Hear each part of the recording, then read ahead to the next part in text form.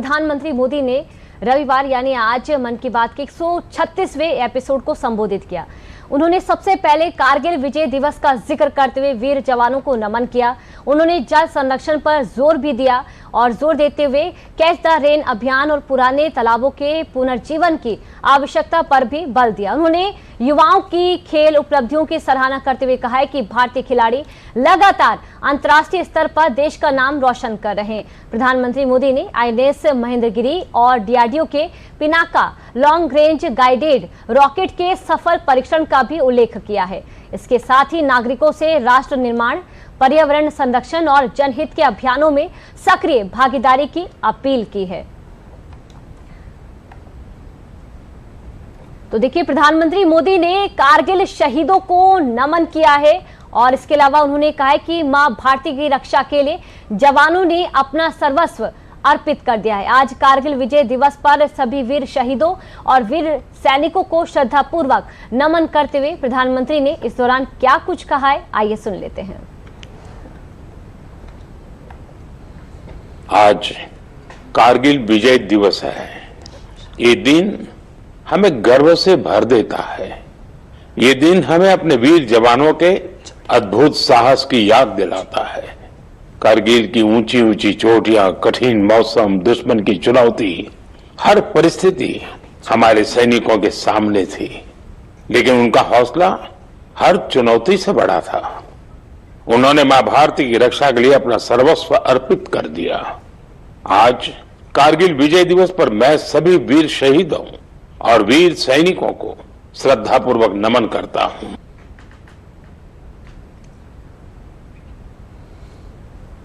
तो देखिए, इस पर अधिक जानकारी देने के लिए हमारे साथ हमारे संवाददाता रामेन सिंह जुड़ चुके हैं। रामेन जी, देखिए, आज कारगिल दिवस है और प्रधानमंत्री नरेंद्र मोदी ने भी अपनी मन की बात कार्यक्रम में इस बात का जिक्र किया और उन्होंने कारगिल में शहीद हुए जो हमारे जाबाज जवान हैं उनको भी याद किया। रामेन जी, देखिए, बरखा अगर कारगिल की पहाड़ियों को किसी ने देखा हो तो वो बहुत अच्छी तरह समझ सकते हैं कि इस पाकिस्तानी विश्वासघात का जवाब किस तरह हमारे सैनिकों ने दिया है। कच्ची पहाड़ियां हैं, पथरीली है, लेकिन -40 टेम्परेचर रहता है, सर्दी बहुत होती है और उन परिस्थितियों में जवानों ने किस तरह पहाड़ों में नाखूनों से पहाड़ तोड़ कर, भले ही हाथ पैर छिल गए हो, लेकिन भारत माँ के आंचल को दाग नहीं आने दिया है। तो जिस तरीके से उन्होंने किया, उनको आने वाली पीढ़ियां भी याद रखेंगी। केवल आज ही नहीं, आने वाली पीढ़ियां याद रखेंगी पाकिस्तान के विश्वासघात, कि जब जब पाकिस्तान को हमने प्रेम दिया तब तब उसने विश्वासघात किया है। मुशर्रफ का विश्वासघात याद रखेगा, पाकिस्तान के विश्वासघात याद रखेगा। आने वाली पीढ़ियां ध्यान रखेंगी कि पाकिस्तान किस तरह विश्वासघात करता है और हमारे वीर सैनिक जो भारत माता की रक्षा के लिए सीमाओं पर खड़े हैं, उन्होंने किस तरह उनके आंचल में एक भी दाग नहीं लगने दिया, भले ही लहू से उस घूम को सीखना पड़ा हो। तो याद रखने की बात है और पीढ़ियां इसको याद रखें, क्योंकि ये चुनौतियां कभी भी आ सकती है दोबारा। तो पीढ़ियों को याद रखना होगा कि किस तरीके से विश्वासघात कर सकते हैं लोग। इसी के साथ रामेंद्र जी ये भी समझना चाहेंगे, क्योंकि कारगिल दिवस न सिर्फ अब इतिहास बनकर रह गया है, यहाँ तक कि भविष्य के लिए भी बड़ा जो मैसेज है वो देता हुआ यहाँ पर नजर आ रहा है। इन सबके बीच ये भी सवाल उठता है कि विकसित भारत के संकल्प को लेकर भी ये कारगिल दिवस महत्वपूर्ण हो जाता है। देखिए, बहुत सारे देशों से हमारे रिश्ते इसलिए बहुत अच्छे हैं कि कारगिल के समय जब दुनिया हमको किनारे कर रही थी, हमको बहुत सारे आयुध सामग्री नहीं मिल पा रही थी, तो उन देशों ने हमारे साथ हमको तोप दिए, हमको गोले दिए और हम उस कारगिल पर विजय प्राप्त कर सके, जो विश्वासघात के कारण दूसरे के कब्जे में गई थी।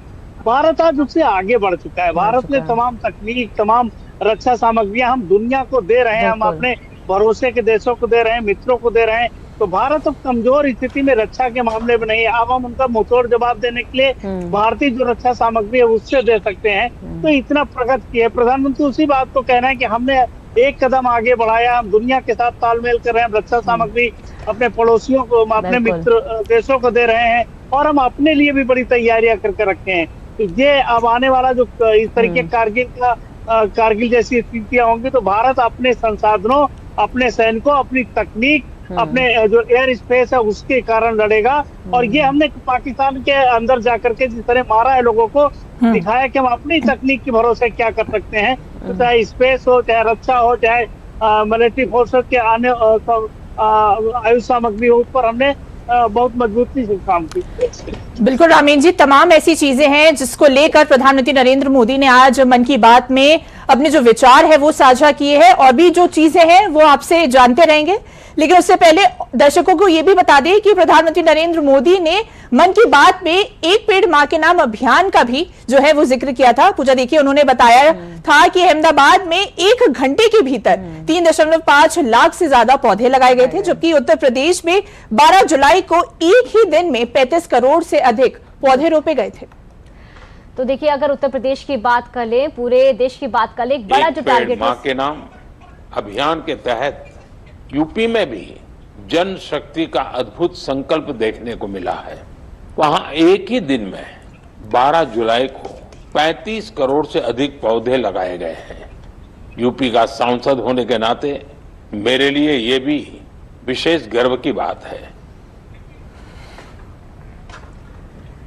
तो देखिए, इसके साथ ही प्रधानमंत्री मोदी ने उत्तर प्रदेश के बिजनौर जिले के लखीवाला गांव की महिलाओं द्वारा बनाए गए विदुर, प्रेरणा, स्वदेशी हर्बल टी और उनके स्वयं सहायता समूह के प्रयासों की भी खासतौर पर तारीफ की है।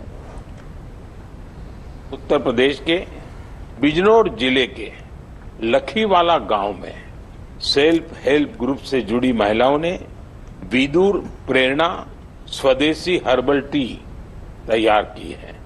इसमें लेमन ग्रास, गिलोय, मुलेठी, तुलसी, कच्ची हल्दी, दालचीनी, इलायची और सौंफ जैसी प्राकृतिक सामग्रियां शामिल है। अपने अनोखे स्वाद और गुणों की वजह से इस चाय ने बहुत कम समय में लोगों के बीच खास पहचान बना ली। प्रयागराज के महाकुंभ और दिल्ली के इंटरनेशनल फूड फेस्टिवल में इस हर्बल चाय को खूब सराहना मिली। विदेशों से आए लोगों ने भी इसमें दिलचस्पी दिखाई। साथियों, सबसे प्रेरक बात इसकी शुरुआत है। ये पूरा प्रयास सिर्फ 1 लाख रुपये से शुरू हुआ था। आज यह ब्रांड देश के बड़े संस्थानों तक पहुंच चुका है। ये पहल हमें बताती है कि जब स्थानीय ज्ञान, प्रकृति और महिलाओं का आत्मविश्वास साथ आते हैं तो एक छोटा सा प्रयास भी बड़े बदलाव की शुरुआत बन जाता है। तो एक बार फिर से रुक करते हैं रामेंद्र सिंह का, क्योंकि रामेंद्र सिंह मन की बात में जिस तरह से बिजनौर की हर्बल टी का प्रधानमंत्री ने जिक्र किया, ये अपने आप में आज के जीवनचर्या के लिए काफी महत्वपूर्ण हो जाता है, क्योंकि जो लोग हैं वो कहीं ना कहीं हर्बल जो टी है उसको ज्यादा पसंद करते हैं, उसको ज्यादा प्रेफर करते हैं, और जब ये स्वदेशी हो जाती है तो और भी मजबूत हो जाती है, और यहाँ से आत्मनिर्भर विकसित भारत का जो लक्ष्य है वो और भी नजदीक नजर आता है। किस तरह से आप देख रहे हैं रामेंद्र? पूजा, ना बिजनौर बड़ा जिला है, ना जिन महिलाओं ने ये काम शुरू किया था, ना कोई बड़े पैसे से उन्होंने काम शुरू किया था, लेकिन उनकी निष्ठा, लगन और ये जो मसाले की जिसकी बात जिक्र प्रधानमंत्री जी ने किया है कि क्या क्या डाला गया है, ये हमारी दादी, हमारी माता लगातार ये मसाला बनाया करती थी कि अगर आप सर्दी है तो आप इसको डाल दीजिए तो आपको आराम मिलेगा।